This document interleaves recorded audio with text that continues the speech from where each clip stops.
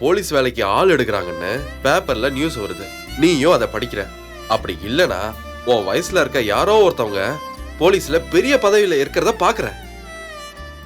அப்போ நீ வருத்தப்படுவியா மாட்டியா? நம்மளும் போலீஸ் ஆயிருக்கலான்னு கொஞ்சமாவது யோசிப்பியா மாட்டியா ராஜி?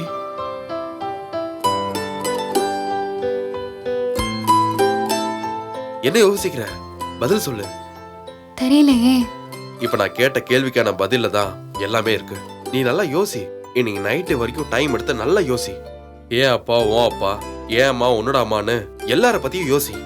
யோசிச்சு சென்னைக்கு போலாமா வேணாமான்னு என்கிட்ட சொல்லு. நைட்டுக்குள்ள சொல்லணுமா? எக்ஸாம் மண்டே, அது முடிஞ்சதுக்கு அப்புறம் சொல்றியா? இல்ல நான் நைட்டுக்குள்ள சொல்றேன்.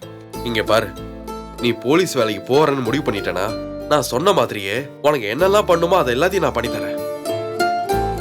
அப்படி இல்ல வேணா நீ முடிவு பண்ணிட்டாலும் சரி, வேண்டாம். ஆனா அதுக்கப்புறம் ஒரு வார்த்தை கூட அதை பத்தி பேசக்கூடாது. நானும் பேச மாட்டேன்.